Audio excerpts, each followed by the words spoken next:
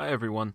Before we get into today's episode, we'd like to, as always, thank our executive producers, Tom McCool, Tony Turrin, Justus Ebel, and Jeremy Marcoux for supporting the show. If you'd like to help out the show, you can check out our Patreon at patreon.com/historiesmost, or shoot us an email at histories.most@gmail.com with any comments or suggestions that you might have. And as well as that, Alex has an exciting announcement to make about an upcoming event that you may want to check out. Hello, everyone. I'm here to tell you that Intelligent Speech is back.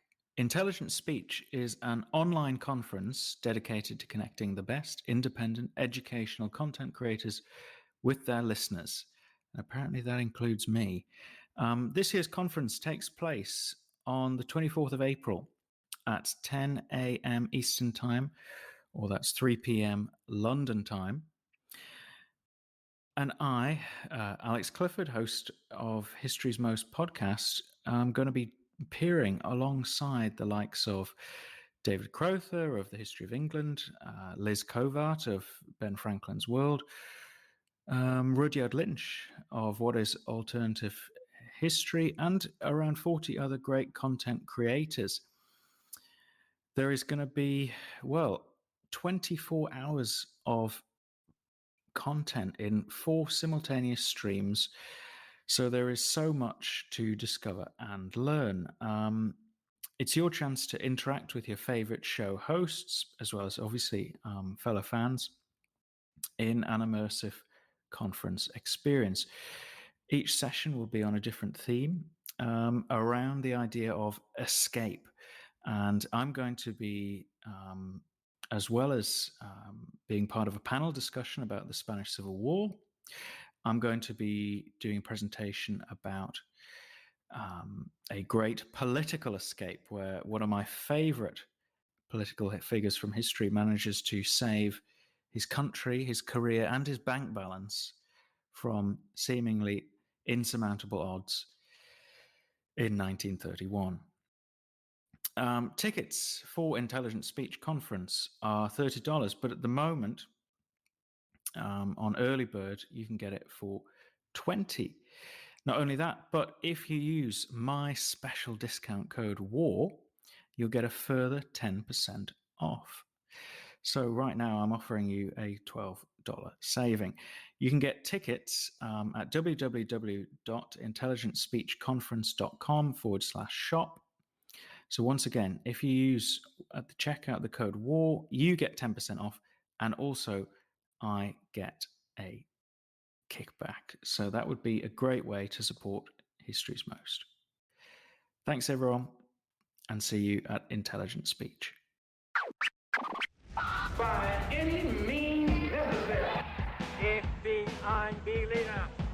When Napoleon laid Boulogne for a year, Zachary Davis, Shane Redfern, Benjamin Jacobs, I'm Eric Marcus, Dan McManamy, Cyanide, Free, Rudyard Lynch, Susan Archery, Alex Clifford, BT Newberg, Raven Forrest Riscalzo, Stephen Guerra, Elsa Chris, David Crowther, and I, Liz Covart, will be speaking alongside 40 other great content creators. 9. This will be an event that you don't want to miss. Intelligent Speech is back. Intelligent Speech is an online conference dedicated to connecting the best independent educational content creators with their listeners. This year's Intelligent Speech Conference will be held on Saturday, April 24th, starting at 10 a.m. Eastern Time, or, for our friends across the Atlantic, 3 p.m. London time. Tickets will be $30, but are available for only $20 as an early bird special. You can get them online at intelligentspeechconference.com/shop.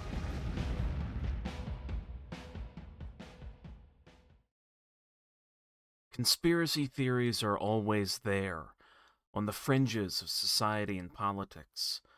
But what happens when a conspiracy theory becomes mainstream, becomes accepted fact? What happens when the supposed experts, the people who could debunk the theory, are actually the ones buying into it, giving it oxygen, and spreading it? What happens when the most famous and respected figures in the nation start espousing it? Then, a conspiracy theory can spread like wildfire. You might think that surely conspiracy theories are easy to debunk, easy to disprove. But what if the very strength of such theories is that they're vague, unspecific, and open to interpretation? How can you disprove someone sabotaged your country's war effort if the conspiracy theorists aren't specific about the who, why, and how?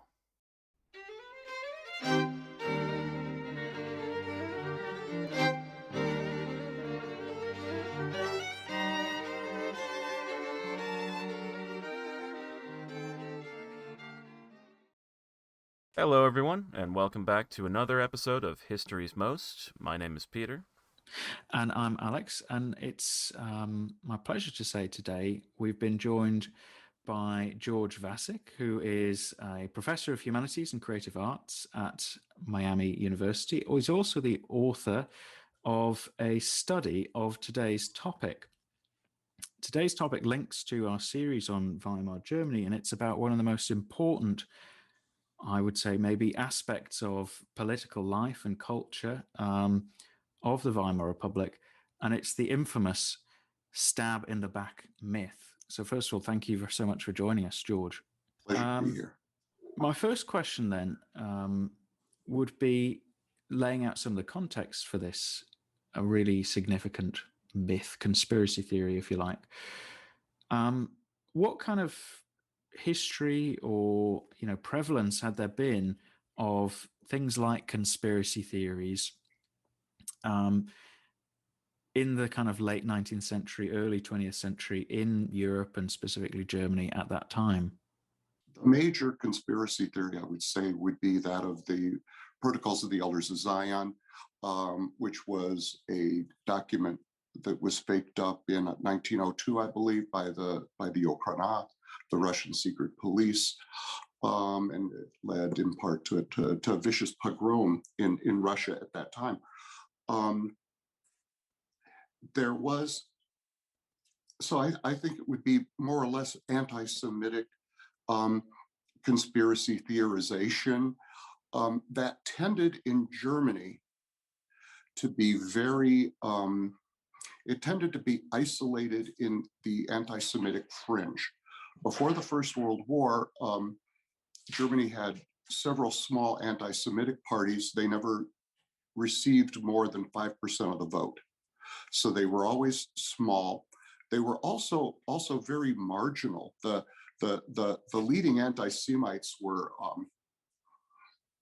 very disreputable people.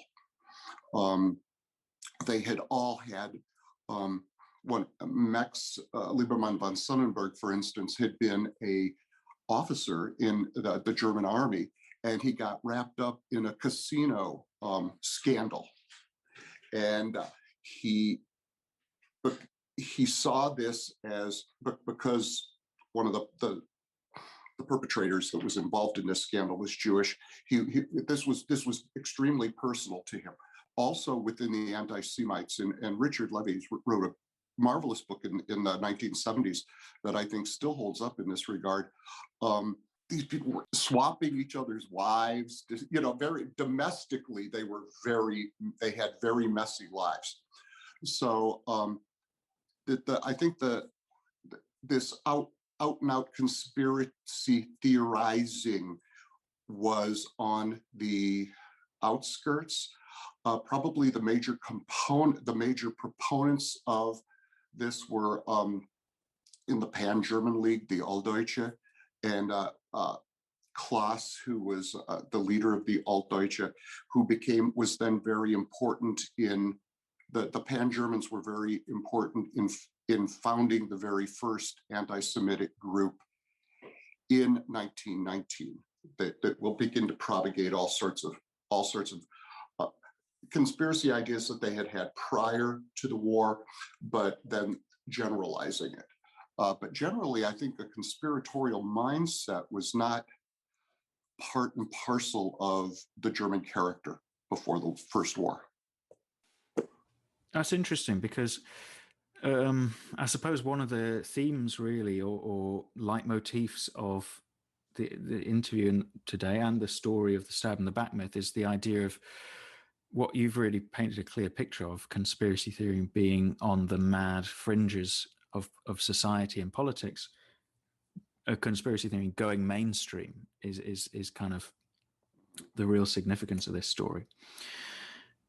You've foreshadowed it there that the First World War is obviously going to be, well, it's the origin of the stout and the back myth, naturally.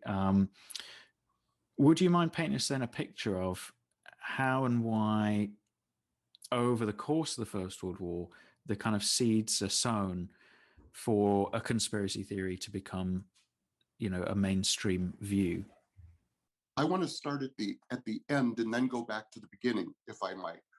The one thing that I learned in writing the book is that there is not one stab in the back legend, but rather, or myth, but actually multiple myths. And it's as if everyone in German society felt betrayed. When the war ended, there was a massive sense of betrayal, both by those who, even at the end, were promoting the war, and those who and were upset that it ended the way it did, and those who from very early on had opposed the war. The minority that was growing ever larger that opposed the war felt betrayed by the events of December 1918 and January 1919. And so everybody was aggrieved. So there's this massive sense of grievance sort of free floating around through society. And the question is who's going to bear the onus of the war and the defeat? One thing that is striking was the national unanimity for going to war in August the so-called Spirit of August, in August 1914, that the war was framed by Germany's rulers as being a defensive war against Russia. And defending their ally Austria-Hungary, their aggrieved ally Austria-Hungary, from the Russian colossus. And that by and large worked.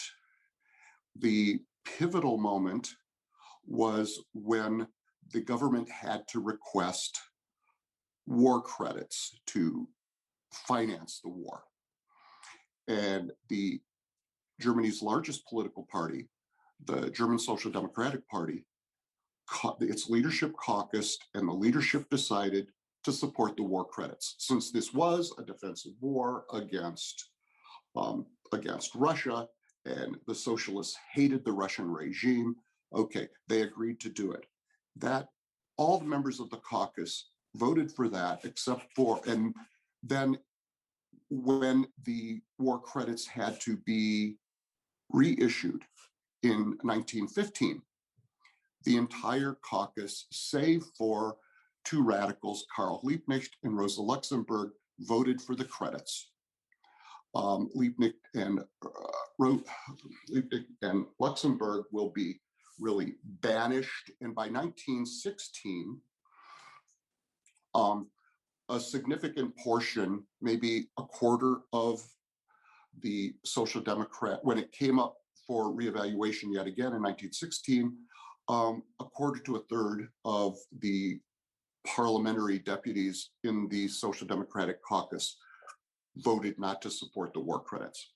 They will leave the Social Democratic Party, become the so-called Independent Social Democratic Party. So their own party structure that spanned all the way from radicals like Luxemburg to revisionists like Bernstein, who was believed in a revisionist Marxism. So ideologically, it was heterogeneous, but these were people who were against the war. So that began to break down in 1916. 1916 was also the year of the first terrible, the year of the first food riots. When Germany entered the war, the general staff, everyone had planned for a short war. When the war became longer than they expected, the people in the Prussian and the imperial government started worrying about food. and ammunition. How were they going to supply the war effort? And they began a series of the people in the agricultural ministry, in the Prussian agricultural ministry, made a series of decisions that ended up being harmful to Germany's food supply. Germany was resource scarce, and they had to import at least 10% of their food. They had to import iron. There were things they needed to import to maintain the industry. So it's clear that some sort of rationing is going to have to happen. And that began by all of this is percolating under the carpet in 1915.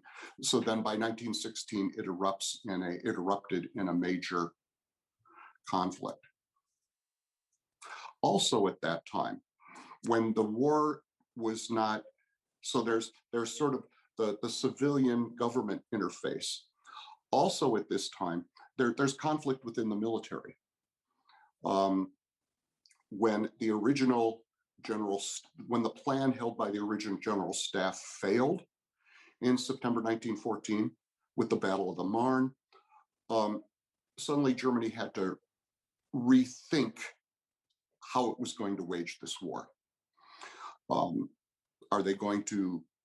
Would they pursue victory in the West? Would they concentrate on defeating Russia in the East? And then you add the element of unrestricted submarine warfare, which was one of the great talismans. The British are blockading us. We're not receiving American and Argentine food and materiel. So if the British can blockade us, let's blockade the British. Well, we don't have a surface fleet. We'll block them with our submarines. The rules of submarine warfare didn't work very well for enforcing that. And so they started sinking ships without warning. For those who more radically pursued Germany's war efforts, that was the magic thing. If we could just sink all those damn American ships coming over, everything's going to be fine. So there's already the seeds of dissension are already there within civilian society and within the military already. Now, and then to wind it back to the initial stages of the conspiracy theory. Also in 1916, there was popular discontent generated by there was, I don't know how general to make this, but anti-Semitic circles were saying that young Jewish men were not doing their part in the war effort. That Jews were shirkers and were either being assigned to clerical jobs or not frontline jobs. And so some official in the Prussian War of Ministry cooked up the brilliant idea of the Jewish census, the Judenzählung. Now, that's controversial. Some people have said it was conceived as being anti-Semitic. Others have saying it was sort of in a way value neutral to put these rumors to rest. In any case, a census was taken of where Jewish German soldiers were serving, in what units, and that figure was then suppressed. Again, controversy over why it was suppressed. Was it suppressed because it didn't show what the anti-Semites wanted it to, which is Jews are shirkers? Or is it suppressed because it's seen as being divisive, and in fact, Jews are carrying an equal share of the burden? And when something is hidden like that, everybody can throw something in. So you have everybody throwing different bits in. So things really after 1916 begin to fracture. And this is, I think, an important element in it. Yeah, I think you paint a really vivid picture of kind of internal discord, which I think often doesn't, at least in the Anglophone histories of the First World War, often the first thing we hear of in terms of problems in Germany tends to be, September, October 1918, when they realize they're going to lose. And of course, it all starts breaking down. But actually, you can trace a lot of these kind of the aspects of breakdown start earlier naturally, despite the fact, of course, I think one of the important things for the myth to take hold is that the final breakdown is very sudden, Yes. both for at home and for foreign observers, sudden and unexpected. So let's get to that kind of breakdown. You've painted a picture of problems building up over time, fractures into society, dissension within different aspects of the German war machine, if we can call it that. Oh, yeah.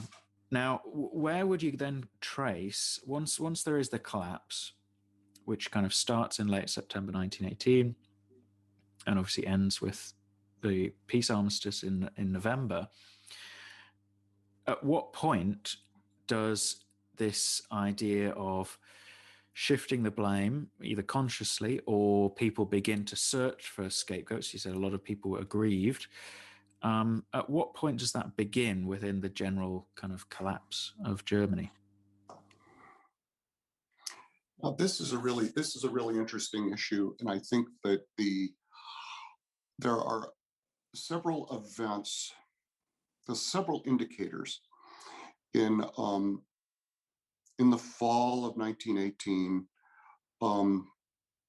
within the German high command military machine as they begin to look at what's happening.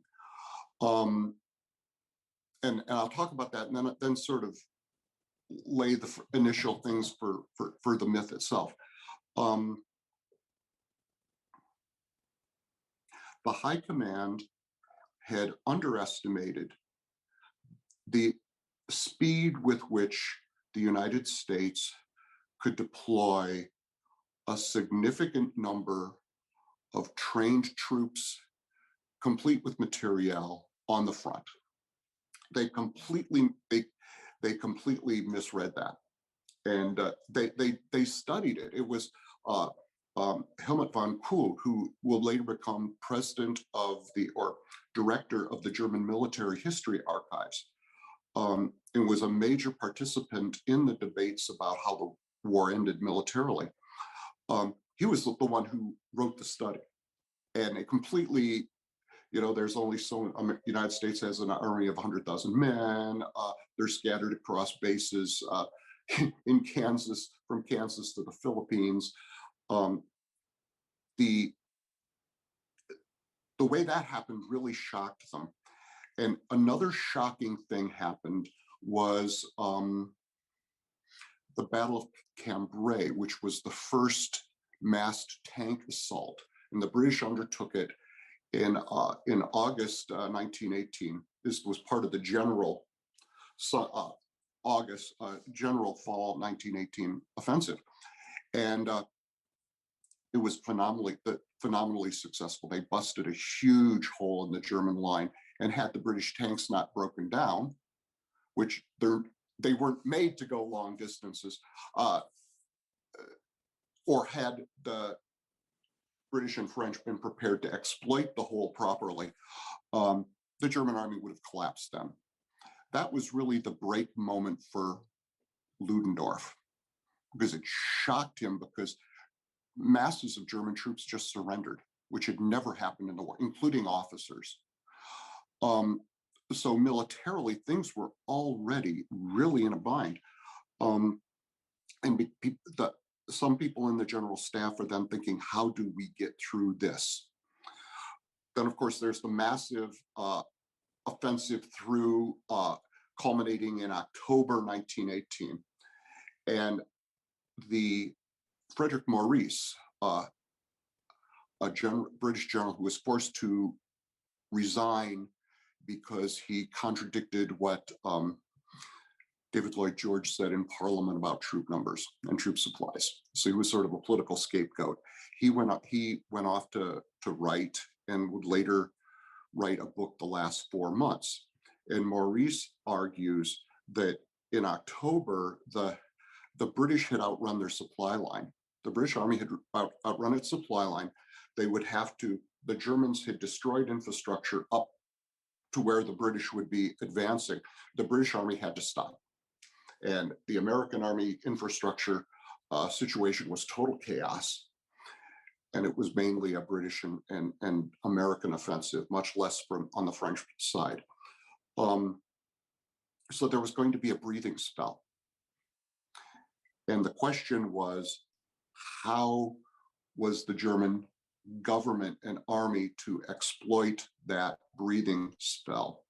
Would they be able to withdraw to the Antwerp-Meuse line, a new line of fortifications that could be held, or that they have to, should they continue forward, which wouldn't make any sense. And it's at that point where the German army itself began to, unit morale began to deteriorate.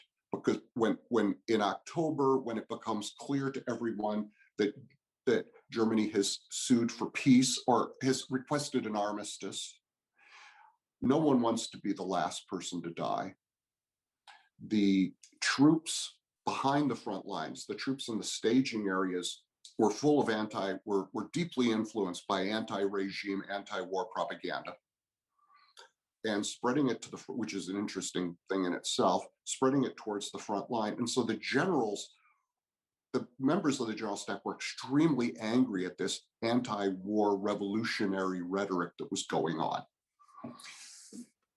And so some of the seeds, I think, are really there because the army is collapsing around them and they're terribly, terribly upset and angry. It's not functioning the way they want it to function. The notion, I think the initial notion, rather than placing blame, which comes very quickly, but the initial notion is the German army was not defeated in the field. Im Felde unbesiegt. You're not defeated in the field. A group of American journalists, I cite in the book, really a very interesting little tidbit. Three American journalists, one from the Washington Star, which was Washington's the capital's major newspaper at the time,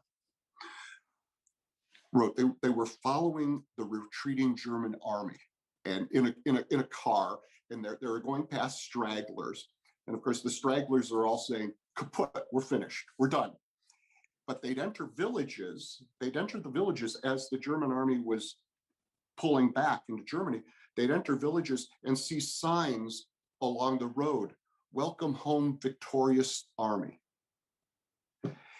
And he wrote that they were all pre-printed. They said the same thing. They were all pre-printed. They showed premeditation. And someone, at least in the area of the Fifth Army, that the Fifth Army was retreating through, had planned this out to try to maintain troop morale. So you're already getting they're victorious. And one of the problems that the new provisional government faces, one of the problems any government would have faced, is as German troops were returning to the homeland, units simply evaporated. Under the rules, when troops would be demobilized, they march or they entrain back to their home base. They're given a suitcase and a set of civilian clothes, and then they're given papers that say they're discharged. And in German society, having a piece of paper is the most important thing you can imagine. And here are these guys forgoing having their all-important piece of paper and a suit of clothes and just melting away, going home. So units would cross the border. They would retire in order to the border. And as soon as they got to the trains where they could catch a train to Koblenz, they're off to Koblenz. And so had the officers had soldiers willing to support the new regime, that might have been different, but no one knew how many troops they had to do anything. And in December, a large parade was held under den Linden, and a guard unit, one of the guards units, had been brought back and marched down under den Linden, and there will be several days of this. And a huge reviewing stand had been set up near the Brandenburg Gate. So they came down from the Victory Memorial, down through past the Tiergarten, through the park, through the Brandenburg Gate, and then at the Pariser Platz, where the French embassy is, if you can imagine, it's still called the Pariser Platz, a large review stand was set up, and government officials would take turns greeting the returning troops. My book has a picture, a famous picture of the provisional leader of Germany, Friedrich Ebert, head of the Social Democratic Party. He is waving his hat. He is thrilled. Welcome home, young men. You know, the members of the government, members of the opposition, the mayor of Berlin, all will take their turns greeting these people as they come home. Ebert will give a speech to the troops, and on the 8th, prior to their coming home, he says, "You are coming back to a new Germany, a German republic that is created by and for the people." On the 10th, he makes his famous speech, and he says, "No foreign army has conquered you, Überwunden." Now, he is then falsely quoted as saying, "You are undefeated in the field, im Felde unbesiegt." He never says that, but that becomes part of the myth. Look, even Ebert, that socialist, is saying that we were stabbed in the back, that we were not defeated. So you begin already to see this. I was shocked on another project. One of the major German conservative newspapers, the Deutsche Tageszeitung, has a short paragraph, tiny little paragraph, one paragraph, citing a article in the Neue Zürcher Zeitung, the New Zurich newspaper out of Zurich, Switzerland, that supposedly quotes an English general, the same Friedrich Maurice, as saying that Germany was stabbed in the back. Maurice never says that, but in this huge Neue Zürcher Zeitung article, he quotes an English, he quotes a Maurice piece from the Daily Mail, and then has a last paragraph that reads as if it was what Maurice said, but Maurice never said that. And in fact, the last paragraph, which says the German army was undefeated in the field, completely contradicts what Maurice had said in the totality of his Daily Mail article. But so there are these little rumblings, these little indications. And it won't really be then until 1919 that the nationalist stab in the back myth takes shape. I want to pick up on a couple of things there, George, because I think when we're looking at the stab in the back myth, it is important to get into the nitty gritty in a way, because it is one of these misconceptions or myths that you have to really get into the detail to debunk it. I mean, you could just obviously on surface level say it's not true, the German army was defeated, but it's really interesting to get into the nitty gritty of the how and why. So I want to know what you think about a couple of things. Number one, obviously the narrative of the stab in the back myth is the German army was never defeated in the field, as you've kind of illustrated. And in fact, a revolution at home by, insert Jews, communists, socialists, whoever you want, undermined German resistance, and we collapsed. So to me, one of the striking things is with that, in reality, and feel free to agree or disagree with this, it feels like more the revolution started or the collapse started with the armed forces. The armed forces began to disintegrate, really from, like you say, August 1918, with as you say, large scale surrendering and shirking. And it was only later that armed forces collapse spread to the homeland with things like the Kiel Mutiny.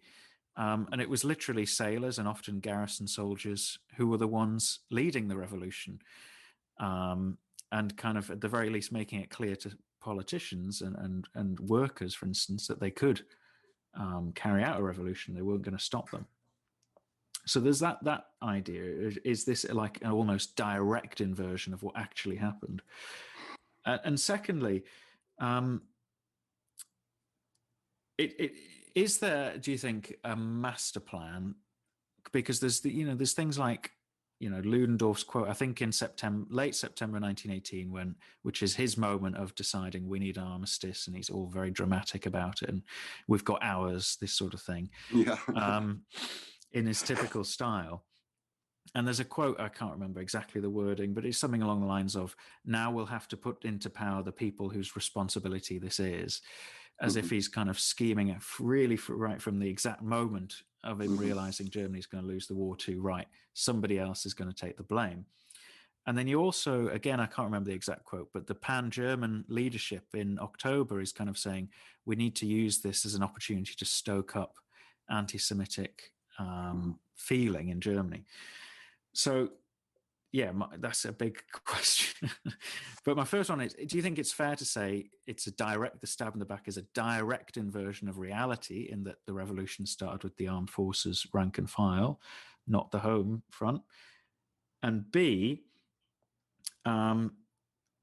is there a grand master plan to shift blame, shift responsibility through misinformation?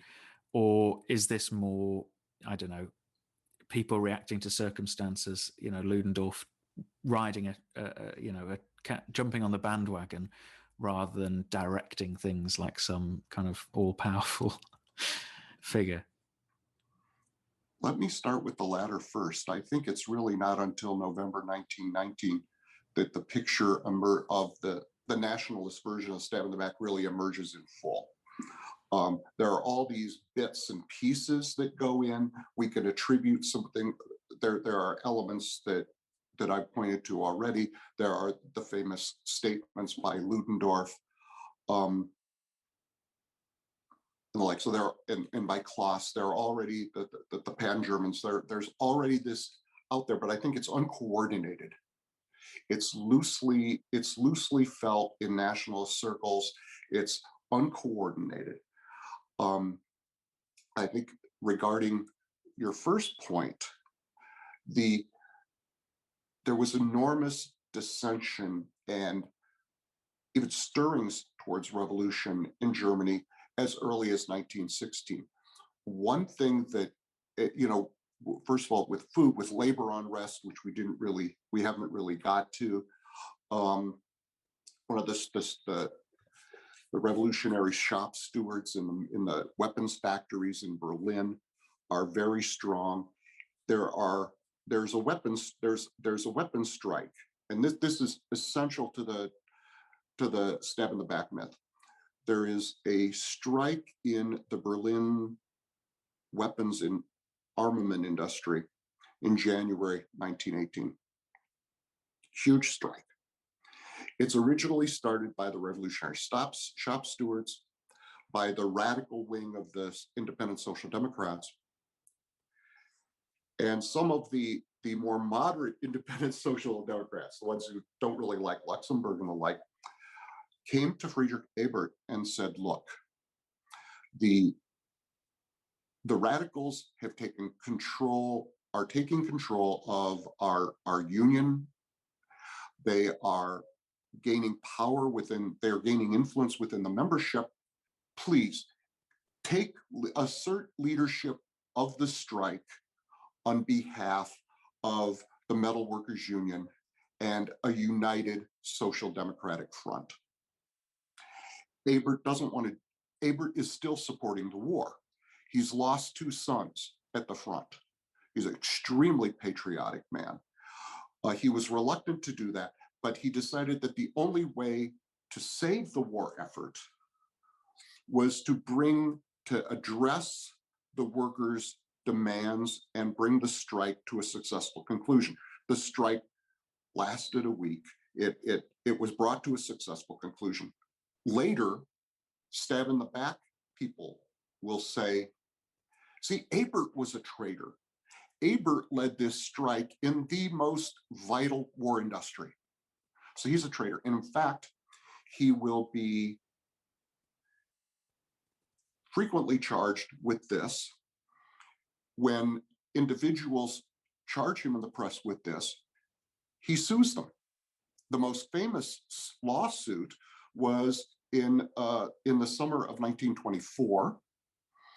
A journalist in the Magdeburger Zeitung called him out as a traitor because of the January strikes. Ebert sued them.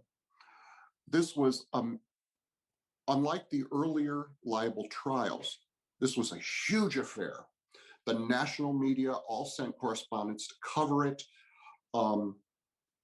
Ebert was represented by both a government lawyer and his private lawyer. It really blew up. It was a big national thing. In the end, the court will issue a verdict that said that while legally taking over leadership of the strike, Ebert was not a traitor.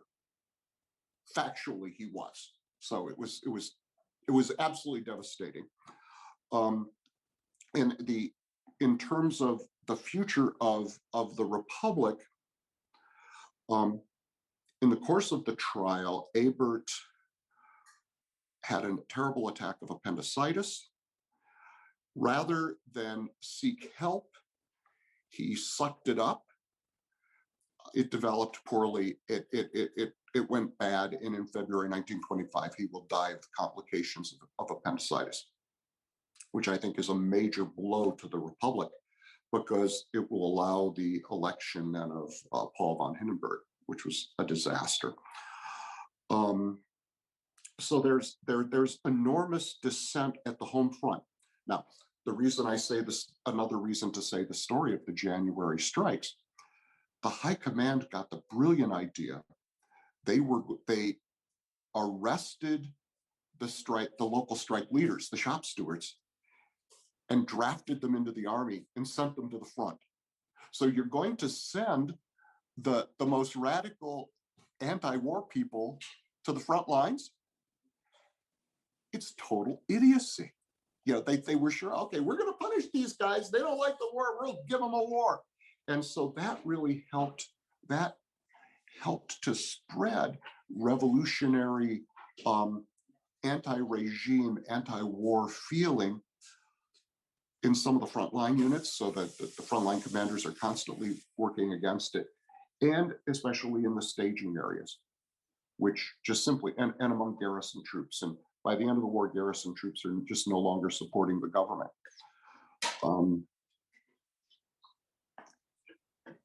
So it's sort of, it works together. It's a dynamic, but my own, and this is simply my own opinion, I'm not sure that domestic forces, that the civil side could have overthrown the regime. It was the collapse of the army. In the end, the army simply collapsed. It is one of those truisms of history, isn't it? That revolution never succeeds if the armed forces stay loyal to the government. So I think, yeah, I like the way you intertwined that. Well, in a way, the German High Command intertwined the home descent with the rank and file of the armed forces. Like you say, not a clever move. No. Let's move to 1919, which is where you say it really crystallizes this version of events, the stab in the back myth. And in many ways, it's kind of understandable. The events, like we mentioned before, of late 1918 are very sudden and unexpected and probably confusing to many people. All the kind of certainties of life suddenly collapse in a matter of weeks. Mm-hmm. And great kind of institutions disappear. In a way, you know, and also without a fight, without a struggle, almost. Oh yeah, it's always mystified me.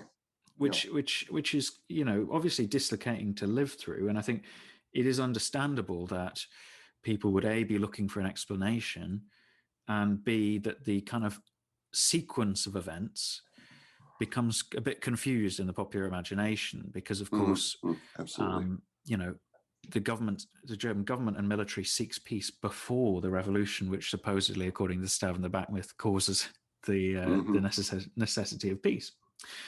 Anyway, let's get to 1919. And you have, through a number of ways, the stab in the back myth becomes more, I don't know what the right word is, maybe codified. Like you say, there's these disparate elements and they get pulled together into a kind of a narrative. And there's a few aspects. There's the likes of Ludendorff and Hindenburg write their memoirs in 1919 and 1920, and they're very clear about the fact they're not to blame. You have also, of course, the famous inquiry in Berlin into the causes of defeat, which kind of backfires on the Republic when it's used as a propaganda piece by Hindenburg and Ludendorff. What do you think is the real kind of key processes going on in 1919 that forms a distinct narrative? I mean, I kind of like to think of Ludendorff as almost like the architect who does, like in their partnership, as always, does the practical work. Yeah. And then Hindenburg's almost like the cheerleader in chief who makes the public appearance. And he's the front man. He's the front exactly. Man. Yeah. I think that's exactly, in some ways, exactly right. To me, the Machiavelli behind it is Karl Helfrich. He emerges after the war. He'd been an official in the Treasury, and interesting in the Treasury before the war or during the war, and many of the policies that led to the horrendous hyperinflation flow from his pen. So he made his share of mistakes, but he emerged in many ways as the leading figure in the German National People's Party, in the initial Reichstag, and it was his idea. Well, let me start with the idea of this inquiry. The parliament is established, the new Reichstag is established, and it's decided that they are going to have an inquiry into the war. And it's a very general freewheeling sort of thing, and they bring in important people, and it's unfocused. They're bringing in people. How did the war start?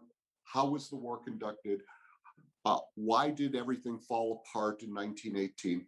So it's very freewheeling, and Helfrich gets the brilliant idea to bring in Ludendorff and Hindenburg, and they're going to testify. Now, this was a very tense moment for the Republic, because already in November 1919, there's agitation to make Hindenburg president, that Hindenburg will be the new president. And the Berlin police are called out to control pro-Hindenburg demonstrations in the street.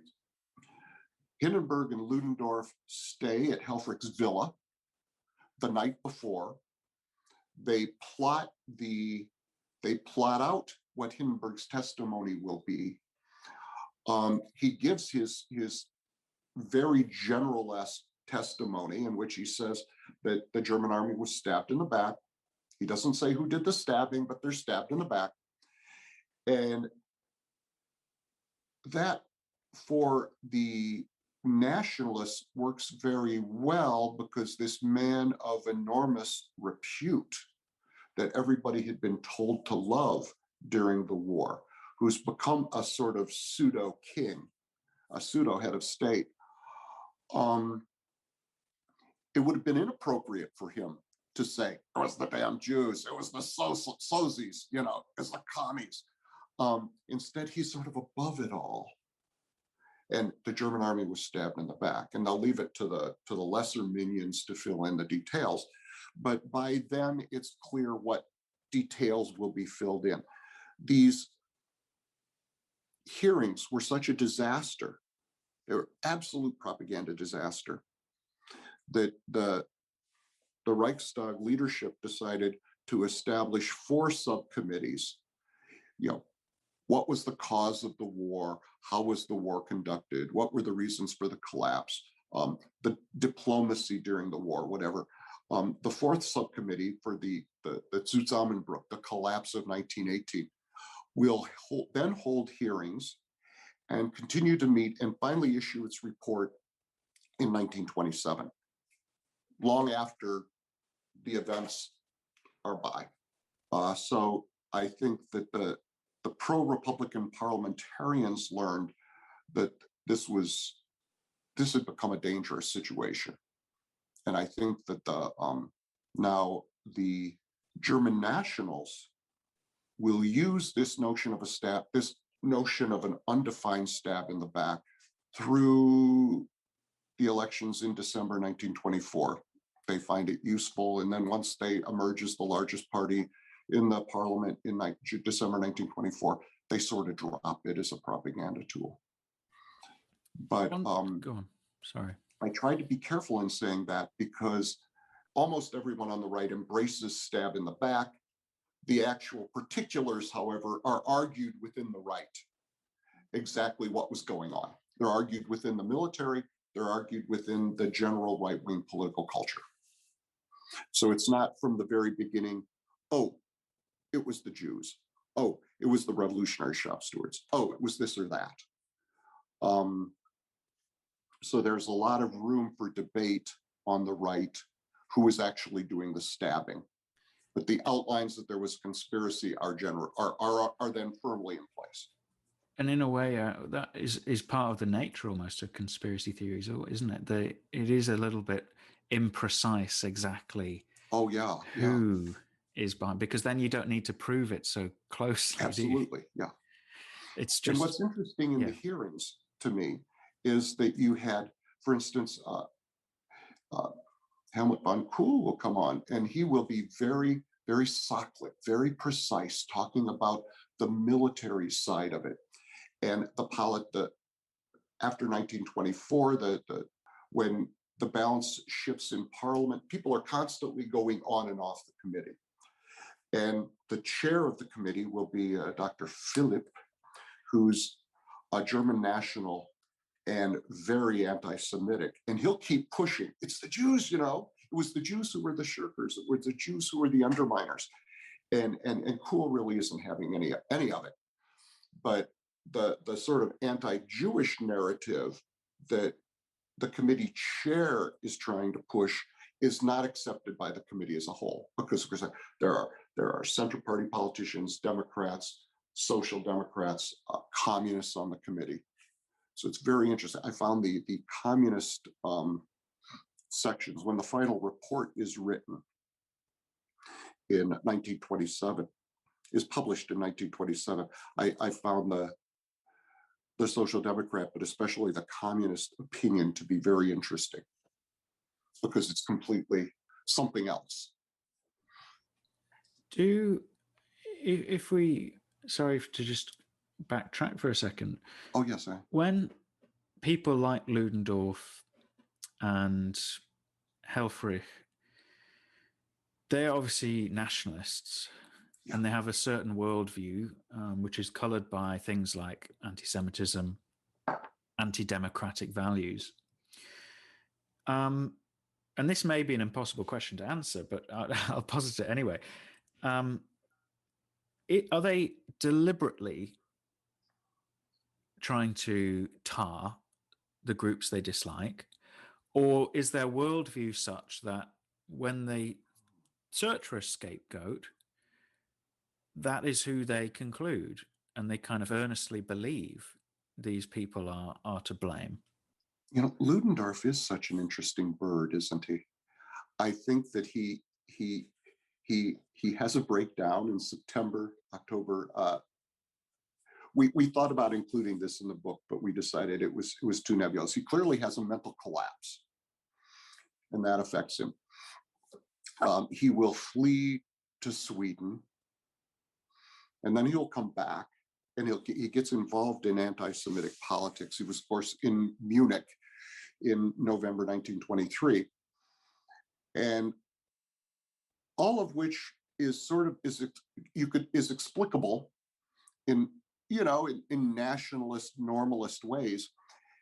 And then, like in 1925, he divorces his long-suffering wife. He marries the shrink, his theosophic shrink, and I think by then he's just totally. He buys it and believes it. If in the initial stages it was displacement, by 1925 it's full blown. He believes it with his whole heart. Yeah, he's drinking the Kool-Aid. I think it is tricky, isn't it? Because to some extent, I mean, if you want to look at the Ludendorff example in particular, there's a great book chapter by Roger Chickering about the idea that really Ludendorff's entire post-war life is just built on this mental collapse in 1918 and him trying to work out in his own head why it isn't his fault. And so everything has got to be viewed, his own sense of self and self-worth can only make sense unless his entire life work didn't end in disaster. So it is tricky. And then obviously, there's, if we go a bit broader, as you say, the entire German right really believes this myth in one form or another, one kind of strain of it or another. Another thing that I've seen linked to it is and you've alluded to it before, is the Hindenburg myth. So an almost equally inexplicable I don't know, mass mania on German society, which really lasts all the way through to the Nazi era, of not just the right, but a large section, probably the majority of German society, viewing Hindenburg as almost, like you say, a king-like figure who is, the savior of the nation, even though he lost the war. And of course, the Social Democrats and the new Republican regime, embrace Hindenburg and his myth as part of their legitimization. And the whole Ebel Pact, and they want to get the army establishment on board. Yeah. Now, I think it's Anna van der Goltz in her study of Hindenburg, and particularly his myth and his reputation, kind of says that the stab in the back myth and the Hindenburg myth are interlinked. I think she quotes one of the liberal journalists at the time, maybe Theodore Wolff, basically saying, we can't blame the army if we're still going to worship the head of the army. So I don't know whether you think that plays a big part in this going, like I said some time ago, this myth going mainstream. Is it because it's attached to the Hindenburg nimbus, and that is as mainstream as German society gets at that time? I think that makes a great deal of sense. That Hindenburg lent his name to the idea of the stab in the back, validated it for the whole right sector of German society, and the fact that he was idolized. I don't know the right word that one would put on it, but yes, he was seen as this larger than life over party figure. The German obsession with being überparteilich, with being above party, is just like, okay, guys, it's one of those things for me. And that the highest thing you can become is above party, and he's seen as being above party. And in fact, in that labor unrest, starting in 16 and going forward, you had the interior minister, the Prussian interior minister, issuing these orders in the factories saying, Hindenburg says work harder. It's like Big Brother. They're all, Hindenburg says work harder. And he gives these speeches they assemble workers, and they say, now you have Hindenburg in control, and he cares about you, and everything's going to, you have union rights, and you have this and that because of Hindenburg. And this building up, it was almost as if the sort of incentivization signs that employers or even universities like to put up that, like sort of a work harder or like think happy thoughts or something like this. Hindenburg's, like you'll have an inscription, you'll have a statement by Hindenburg that's put up in posters inside factories, and that's supposed to make the factory workers just work harder. It's like this Stakhanovite sort of thing, and I've never entirely understood it, but I know it was pushed. So I think the fact that Hindenburg is associated will be an important element. Eventually, you'll probably want to move to this, but it seems to me that after 1924, as an active political issue, stab in the back remains a definitional issue. Either you believe in some variety of the nationalist version, or you have your own stab in the back. You're a communist and you believe in the communist version or something like this. After December 1924, when the German nationals enter government, and then in 1925, when Hindenburg becomes Reichspräsident, it sort of disappears as an active propaganda issue in elections. You don't see it in the national election of 1928, but it remains the signal core issue for Hitler's followers and for the anti-Semites. And they have their own very particular version of the stab in the back that they then try to generalize throughout the entirety of the nationalist rightist movement. And they continue to do this. It's at their core. But one of the things that when I was writing the book, I thought, I would like to find an article or a paragraph or something that is going to enunciate, encapsulize and enunciate the Nazi conception of the stab in the back. And I simply couldn't find one. I went through all of Hitler's speeches. I went through the documents, the newspaper articles. They were always a one-liner, the Jews did this, or the November criminals, or something like that. There was no sustained explanation.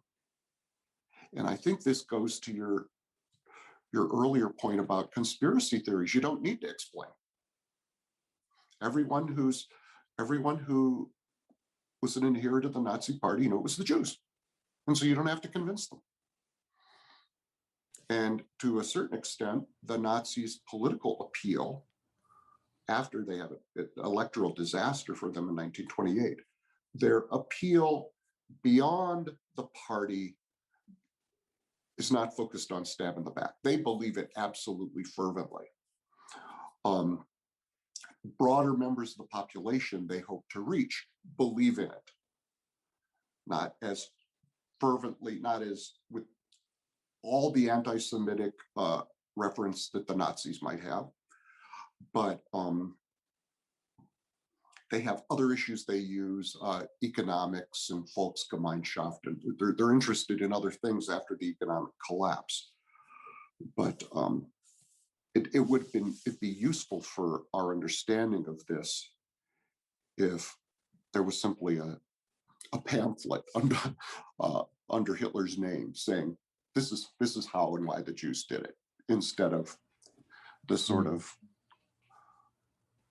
It's kind of like the Nazis just kind of take it as read almost. They just we already know that. We don't need to talk about it. They've accepted it. The stab in the back happened. It was the Jews, and we can now just kind of label them with it. But we don't need to go into any detail because we know it happened. No. That's really interesting. One of the things, and we keep coming back to him, but Ludendorff, when his final book in 1935, The Total War, which is basically the same book he'd been writing for 15 years about the First World War. I think someone cleverer than me called it History Projected into the Future, because it's supposed to be a book about how to fight a future war, but it's actually just about the First World War and how, the stab in the back, a big part of it. But I can't remember which historian in the analysis of that book basically says the reason it was so uninfluential, the reason Ludendorff's writings in the 30s on things like the First World War didn't, have an impact on Nazi thinking and things like that is because they'd already absorbed all of that in the early 1920s. They didn't need to take on any of Ludendorff's ideas because it was already integral to their own worldview. That he was writing the same book he had been 15 years ago, and they already thought all of those things. They already analyzed the First World War in exactly that way. And I think that speaks to what you're saying there. I want to delve into a little bit now something that you touched on in your last answer, which is the effect then that the stab in the back myth has on Weimar's political culture, the climate, the atmosphere, the famously polarized and, quite hateful Weimar political system. How much of that can we put down to the stab in the back myth and the fact the Republic is born into this atmosphere of betrayal? And do you think, as you say, the Nazis come along a bit later, really, in terms of mass appeal in the early 30s, really? Do you think in any way the stab in the back myth prepared the German electorate for a conspiratorial worldview, if you see what I mean? Oh yeah, yes. I think that it made a segment of the population reluctant to ever accept, a subset of the population reluctant to ever accept the Republic because of the creation of betrayal. There is a further subset of the population that is not thrilled with the idea of a republic. They did not like the way the war ended. They are willing to entertain the notion that it ended in a stab in the back, but that one has to move beyond that. And I think this is where perhaps the most adroit politician of Weimar tried to straddle it very well, Gustav Stresemann, who in explaining his policy of fulfillment, listen, I don't like the way the war ended. Listen, I don't think Versailles is really a legitimate treaty. It's what we have to deal with. And the way we regain national independence is to show them that we are trying to fulfill this unrealistic treaty.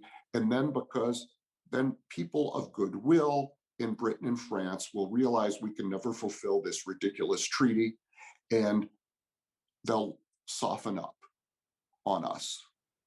There's a famous, well, unfortunately, a not famous cartoon on the front of the humor magazine, Simplicissimus. And it shows Stresemann writing up. So there's an audience, and he's up on a stage, and his head is turned back, so he's looking towards the audience. And with one hand on the blackboard, he's writing, "I am a monarchist." And with his other hand, he's writing, "I am a Republican." And he's so dexterous that he's able, using both hands, to be both a monarchist and a Republican. And that this really, I think, sums up Stresemann, as that he was the sort of person who felt that the Germans had to live in the present and overcome whatever was involved.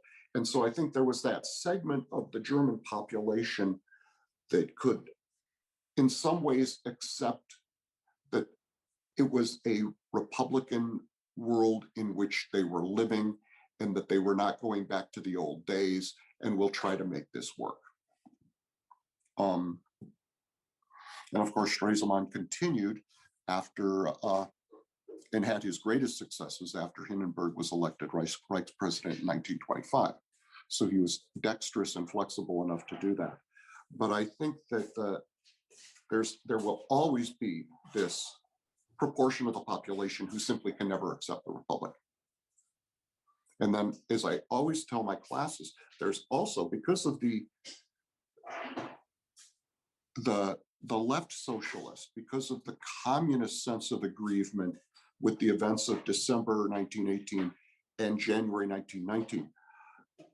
They detest Ebert just with a passion. That the Social Democrats stabbed the German workers in the back, and this regime is totally illegitimate. And it's one of the things argued within leftist circles, within the German Communist Party and its various dense sects that break off. It's very, very, very visible. One thing they all hold in common is, this is not a legitimate regime.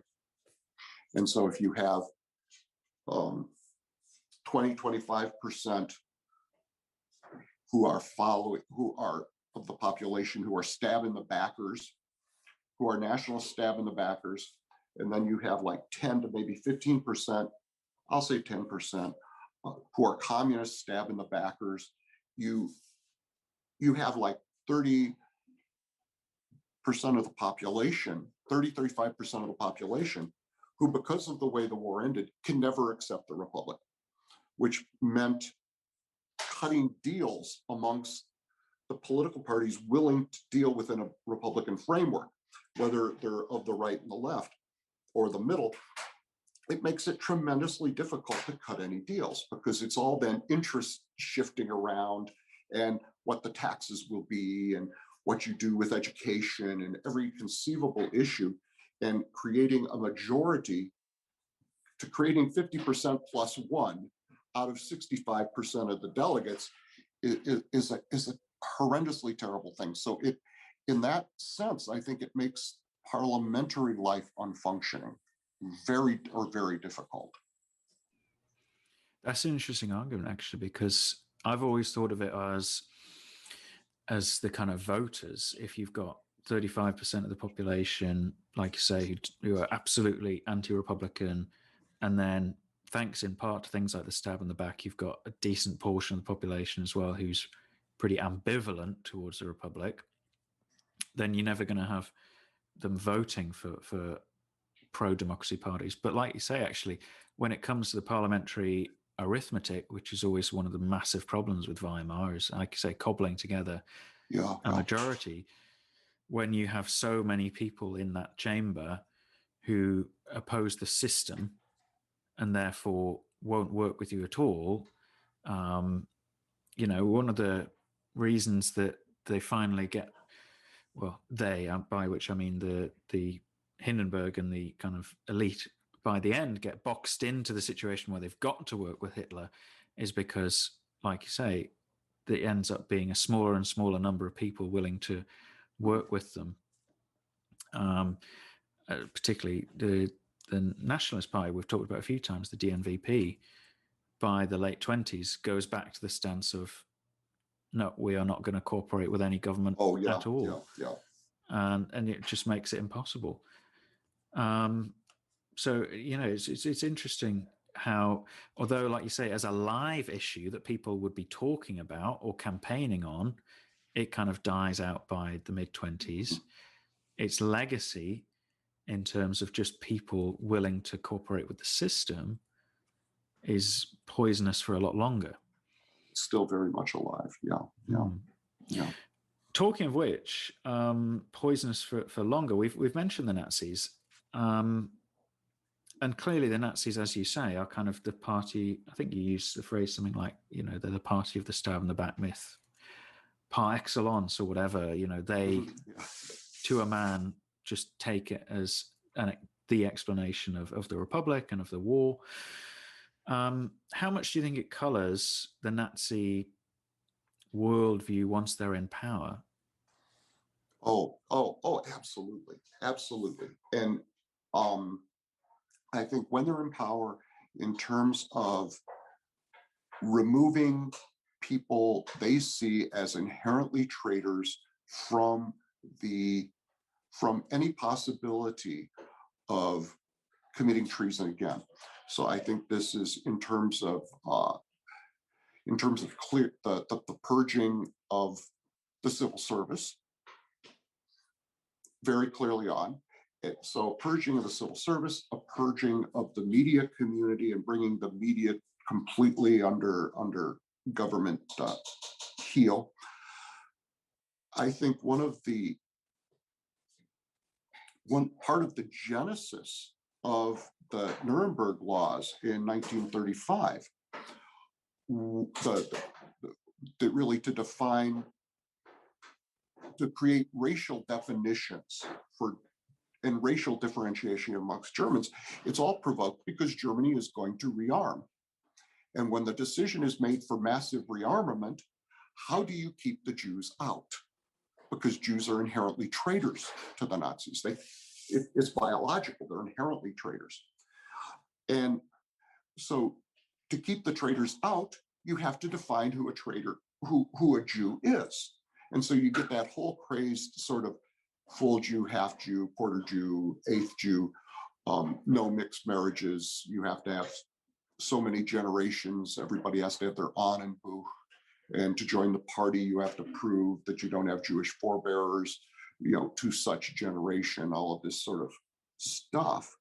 And that's really provoked with a view, in my opinion, with a view towards rearmament and making sure militarily that does not happen.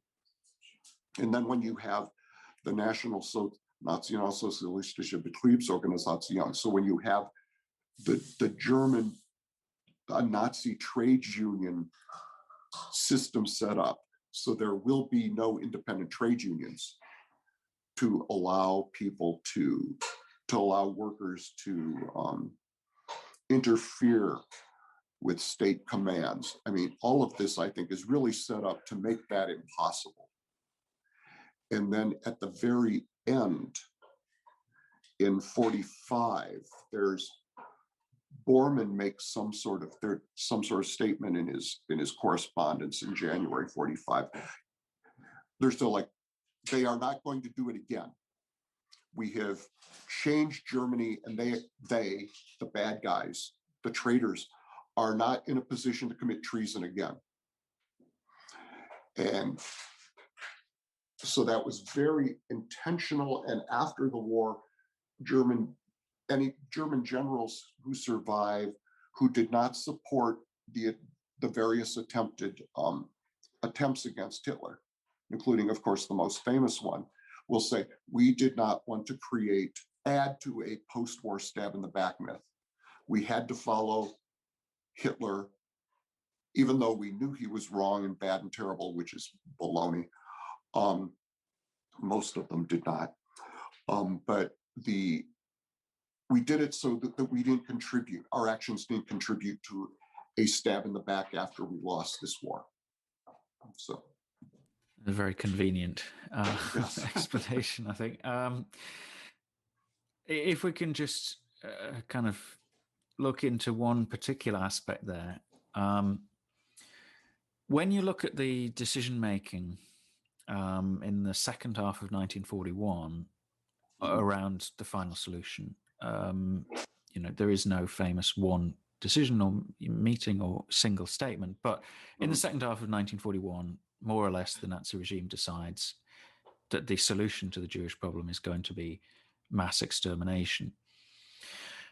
To what extent can we draw a line, however kind of twisted, back to the stab in the back and the idea that we are now in a very serious war with the Soviet Union? It's a war to the death. It's a racial war, as the Nazis perceive it, where there's going to be, in the fascist worldview, one victor that exterminates the other.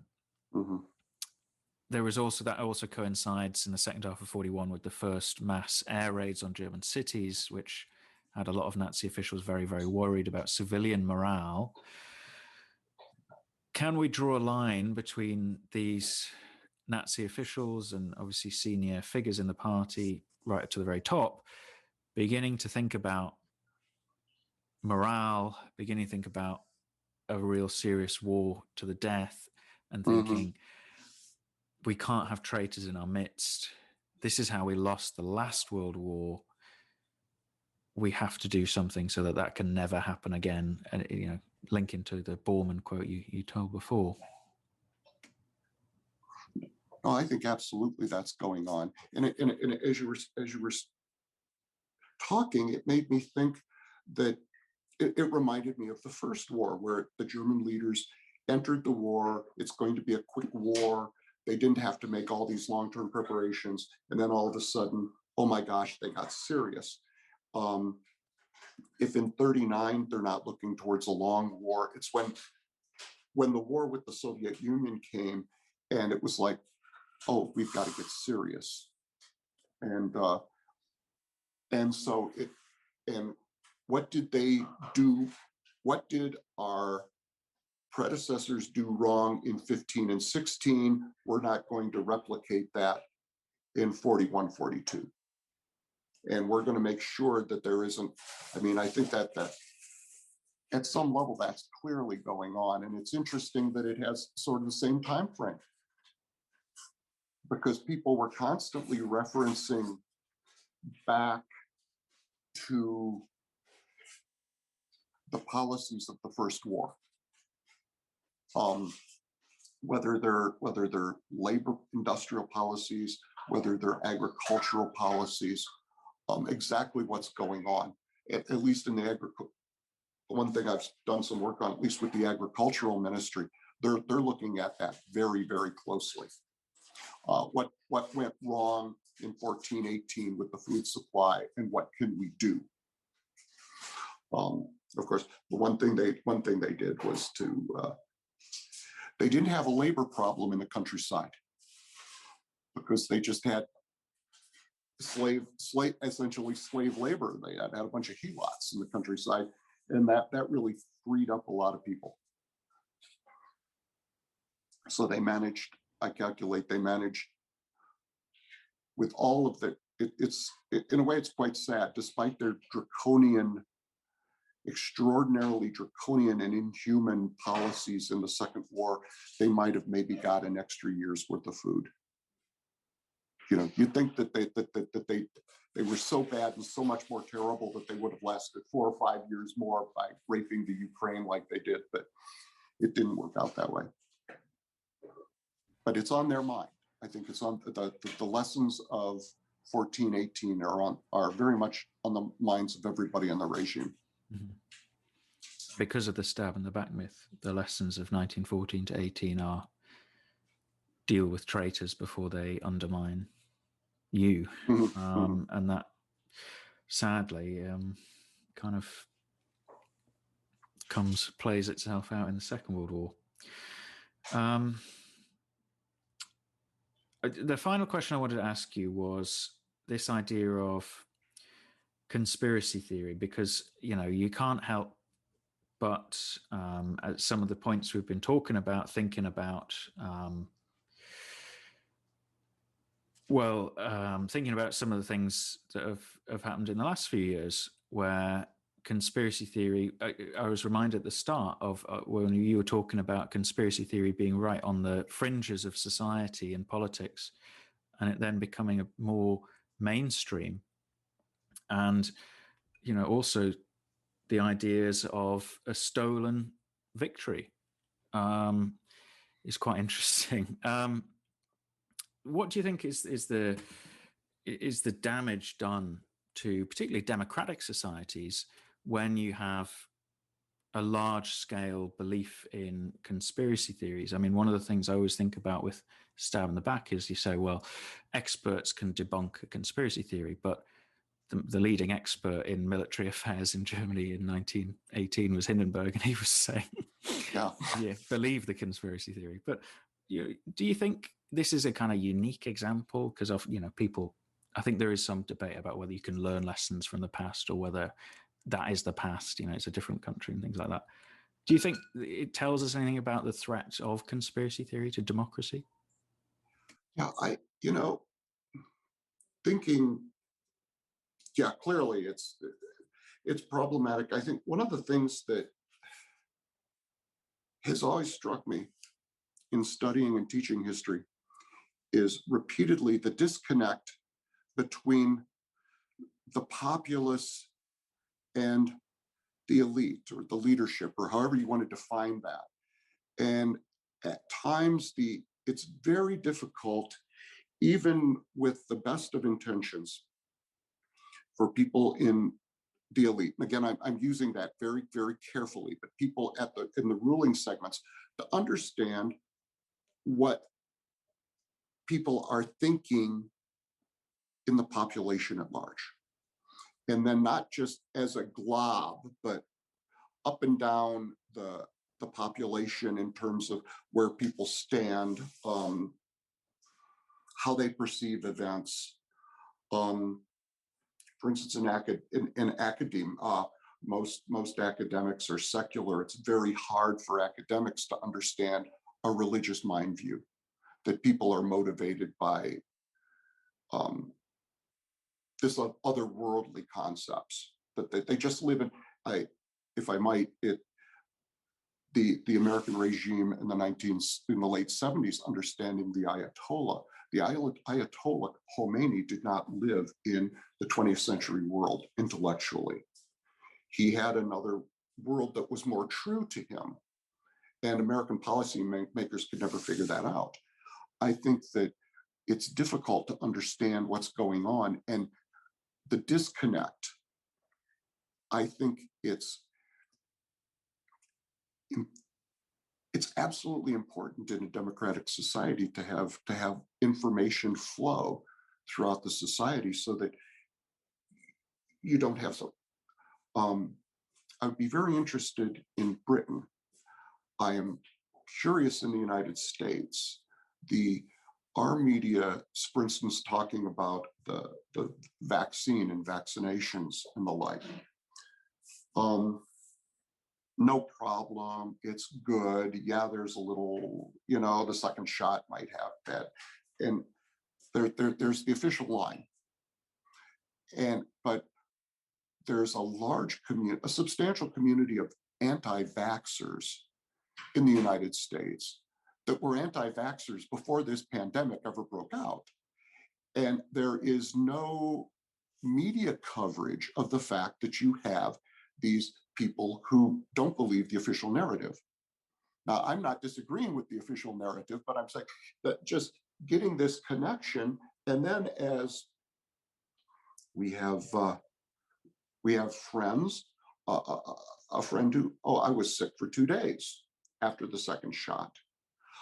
A friend who didn't bother him at all. But when you have all of these, I heard, and then amplified by the internet, there's this whole subterranean sense of what's going on. And I think this is true in many cases, and I think also in politics. And the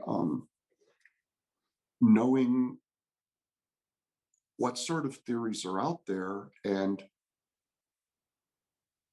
how can, in a way, you address them without legitimizing them. I think that's a huge problem. How do you address them? And in the case of coronavirus, I think by ignoring them, our media does a disservice by allowing them to fester unexposed.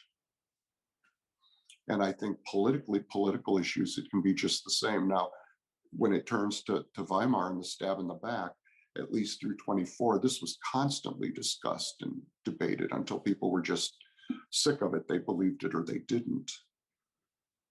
But there are ways to build across the divide.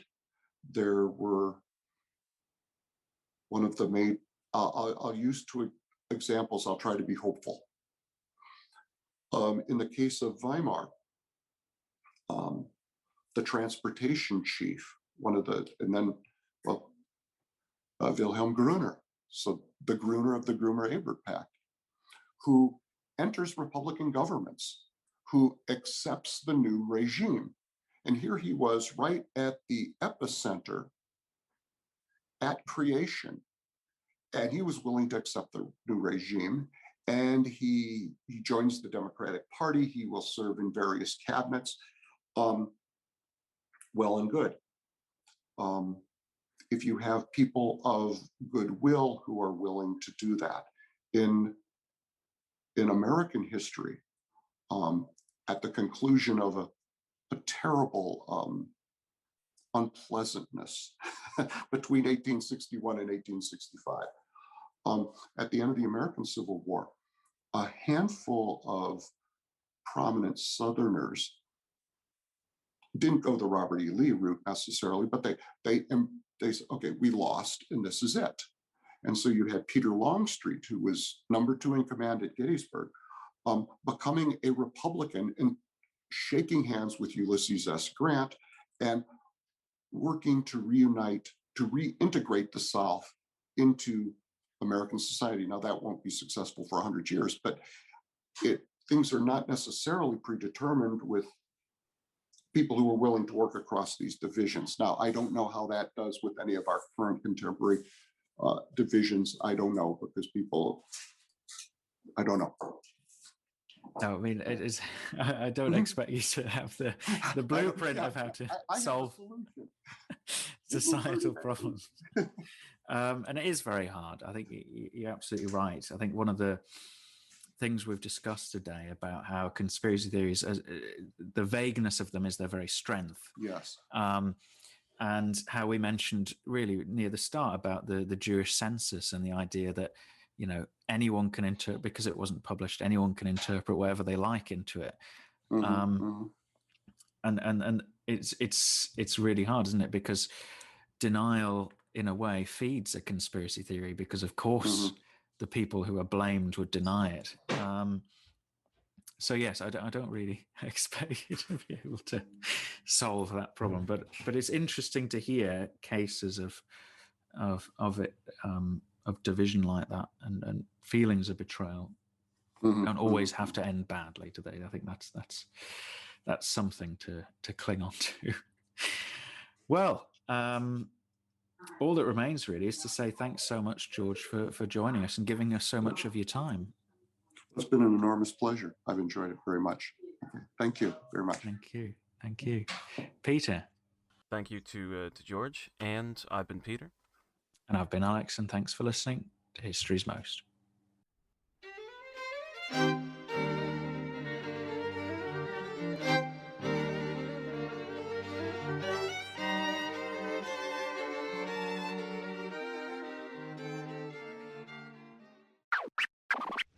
By any means necessary.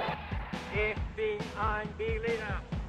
When Napoleon laid Boulogne for a year, Zachary Davis, Shane Redfern, Benjamin Jacobs. I'm Eric Marcus. Dan McManamy. Cyanide Free. Rudyard Lynch, Susan Archery, Alex Clifford. BT Newberg. Raven Forrest Riscalzo. Stephen Guerra. Elsa Chris. David Crowther. And I, Liz Covart, will be speaking alongside 40 other great content creators. 9. This will be an event that you don't want to miss. Intelligent Speech is back. Intelligent Speech is an online conference dedicated to connecting the best independent educational content creators with their listeners. This year's Intelligent Speech Conference will be held on Saturday, April 24th, starting at 10 a.m. Eastern Time, or, for our friends across the Atlantic, 3 p.m. London time. Tickets will be $30, but are available for only $20 as an early bird special. You can get them online at intelligentspeechconference.com/shop.